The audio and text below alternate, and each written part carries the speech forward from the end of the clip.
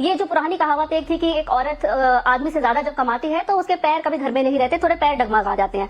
देखिए उधर एसडीएम वाला कांड, वो बेचारा पढ़ाया लिखाया, लोन लेके एसडीएम बनाया, छोड़ के चल गई कि नहीं।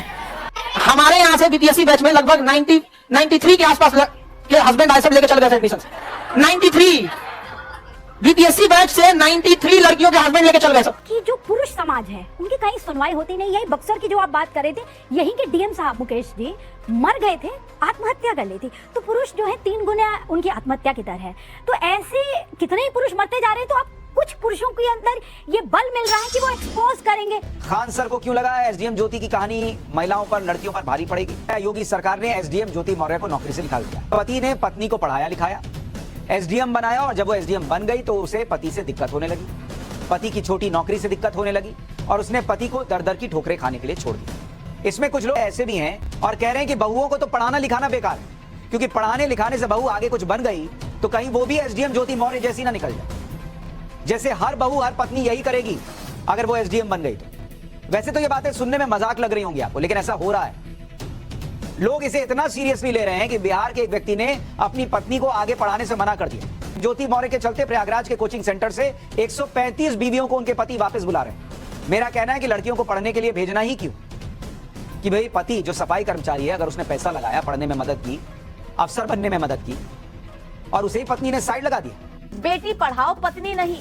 सोशल मीडिया पर मीम्स को लेकर इस पर कोई लोकल सॉन्ग भी तैयार कर लिए गए हैं। इतने सालों बाद जो इन्होंने आरोप लगाए हैं, लेकिन वही भाई, वही उनका जो हस्बैंड था, वही उन्हें एम्पावर कर रहा था, पढ़ा रहा था। इतने सालों तक कोई दिक्कत नहीं है। हाँ ना, मामला पूरा इन्वेस्टिगेशन है, मैं इसमें कतई जज नहीं बन रही, लेकिन सवाल है कि अगर हैरेसमेंट हो रहा होता, अगर दहेज की मांग हो रही होती, या किसी भी प्रकार का कुछ भी प्रॉब्लम हो रही होती, तो इतने सालों तक क्यों नहीं? अभी अचानक से क्या दिक्कत आ गई जो इतना बवाल खड़ा हो गया? और रही बात एडल्ट्री, हमारे देश में तो डिक्रिमिनलाइज हो चुकी है।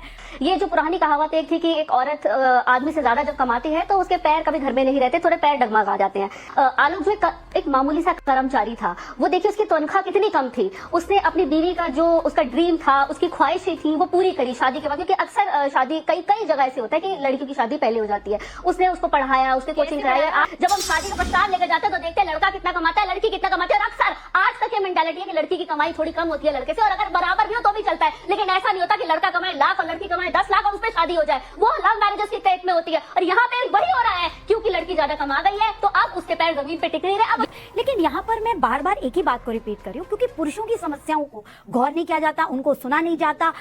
आपको मैं डेटा के साथ एनसीआरबी का डेटा बता रही हूँ कि हस्बैंड सुसाइड जो है 3 टाइम्स मोर है। इसलिए जो गुबार है वो यहाँ सोशल मीडिया में फुट रहा है कि उनको कहीं और तो न्याय मिलता नहीं है, कहीं पे भी उन्हें न्याय नहीं मिलता। Let me complete. न्याय के लिए वो गुहार लगाएं तो लगाएं कहाँ?